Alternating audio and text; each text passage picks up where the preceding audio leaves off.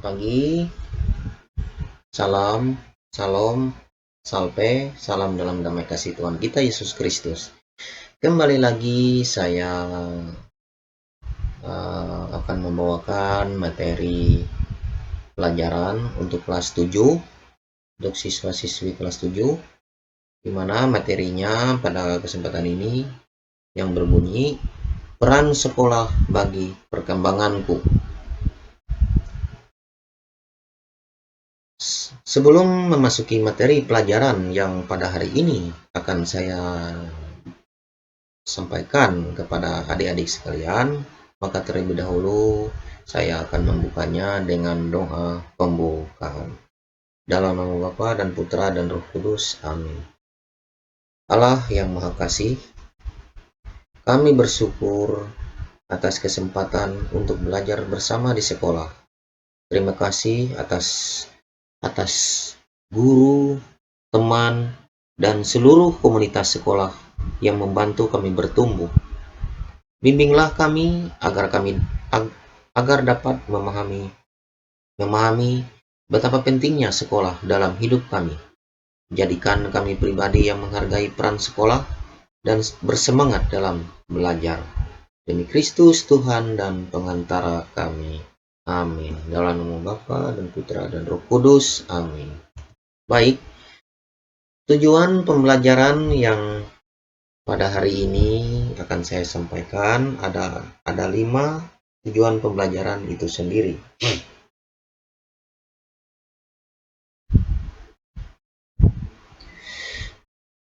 Tujuan pembelajaran yang pertama, 1. Memahami makna sekolah. Menjelaskan makna dan tujuan sekolah dalam terang iman Katolik. 2. Mengidentifikasi peran sekolah. Mengidentifikasi peran sekolah dalam mendukung perkembangan pribadi dan sosial. Yang ketiga, menghubungkan pengalaman pribadi dengan nilai-nilai pendidikan di sekolah. Keempat, menunjukkan sikap menghargai semua warga sekolah tanpa membeda-bedakan. Yang kelima, menerapkan semangat belajar, kerjasama, dan kepedulian dalam kehidupan sekolah sehari-hari. Pengantar, sekolah sebagai komunitas pendidikan.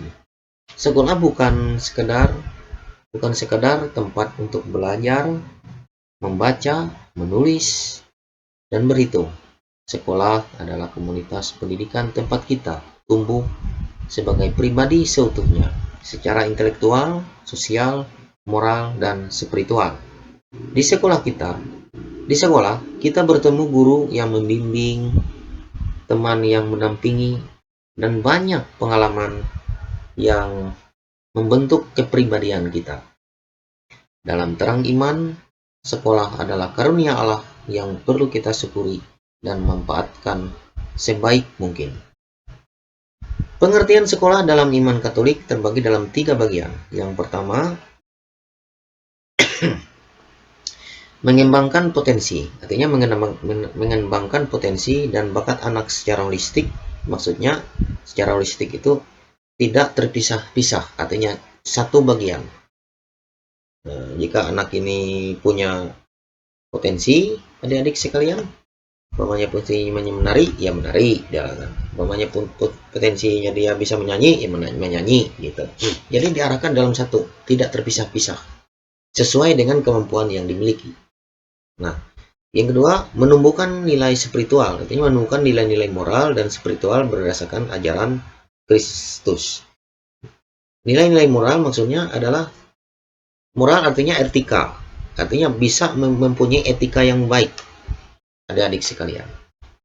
Nah, kalau sudah punya etika yang baik, maka oleh sebab itu memiliki kepribadian yang baik pula. Nah, ya hubungannya dengan karakter. Karakter adalah perilaku. Nah, kemudian apa yang dikatakan dengan spiritual? Spiritual adalah bagaimana cara kerohanian hidup kita sebagai manusia, artinya beragama, tidak boleh artinya melakukan sesuatu yang dilanggar melanggar dari ajaran agama kita sendiri, sebagaimana yang Kristus sendiri ajarkan adalah mempunyai integritas. Nah, yang terakhir membentuk karakter. Ini maksudnya membentuk siswa menjadi pribadi yang berkarakter, berbela rasa, dan bertanggung jawab. Sekolah juga merupakan tempat kita hidup dalam komunitas, belajar bekerja sama, menghargai perbedaan, dan saling membantu.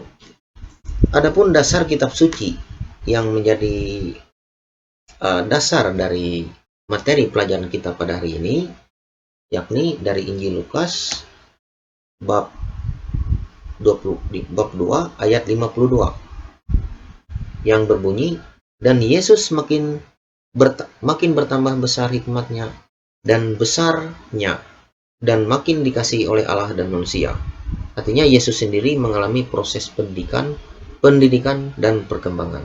Kemudian dalam kitab Amsal 22 ayat 6 berbunyi, didiklah orang muda menurut jalan yang patut baginya, maka pada masa tuanya ia pun tidak akan menyimpang dari jalan itu. Pendidikan sejak dini sangat penting bagi masa depan anak. Itu yang perlu adik-adik sekalian ketahui.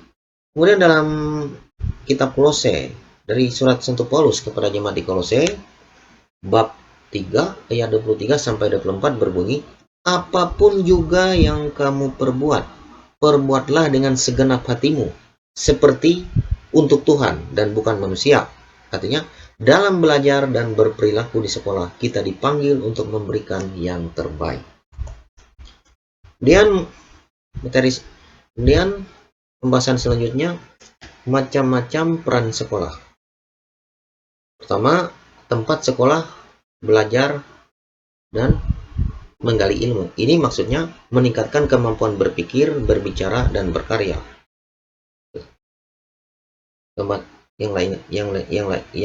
Kemudian lagi di lingkungan sosial, melatih hidup bersama, toleransi, dan kerjasama. Lanjut lagi, sarana pembentukan karakter maksudnya membiasakan disiplin, tanggung jawab, dan kejujuran. Lanjut lagi, wadah pengembangan iman dan spiritualitas. Ini terjadi khususnya di sekolah Katolik. Iman diteguhkan melalui pelajaran agama, doa bersama, dan perayaan liturgi. Artinya contohnya seperti di yayasan sekolah Katolik swasta itu sendiri.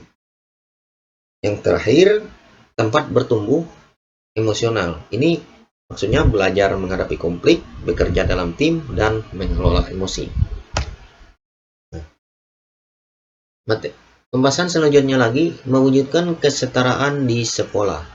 Agar sekolah menjadi tempat yang sehat dan adil bagi semua, kita perlu mewujudkan kesetaraan, yaitu perlakuan yang adil tanpa diskriminasi.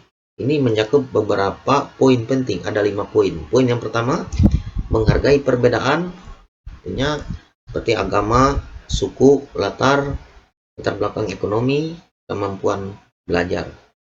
Poin yang kedua, tidak membuli atau merendahkan orang lain, membantu teman yang mengalami kesulitan, mengikuti aturan sekolah dan bersikap sopan kepada guru dan staf, bersikap adil dan jujur dalam ulangan, tugas, dan perlombaan. Yang terakhir, kelima, poinnya terlibat aktif dalam kegiatan kelas atau sekolah tanpa membedakan siapa yang memimpin. Penerapan dalam kehidupan sehari-hari. Pertama, disiplin waktu. Maksudnya datang tepat waktu dan disiplin dalam belajar. Yang kedua, aktif belajar. Maksudnya mendengarkan guru dengan baik dan aktif dalam diskusi. Poin yang satunya lagi, jaga kebersihan. Artinya menjaga kebersihan kelas dan lingkungan sekolah. Poin yang selanjutnya lagi, hargai perbedaan. Artinya menghargai perbedaan teman dan membantu teman belajar. Yang terakhir adalah berdoa bersama. Maksudnya berdoa bersama dengan sungguh-sungguh. Artinya tindakan kecil seperti ini mencerminkan sikap menghargai peran sekolah dan berkontribusi dalam komunitas. Nah, jadi kesimpulannya adalah sekolah adalah tempat yang sangat penting dalam pertumbuhan pribadi kita. Di dalamnya kita tidak hanya belajar ilmu pengetahuan, tetapi juga belajar hidup bersama, membentuk iman, dan menumbuhkan kasih. Sebagai murid Kristus, kita dipanggil untuk menghargai peran sekolah, bekerja sama dengan sesama, dan hidup dalam semangat kasih dan persaudaraan.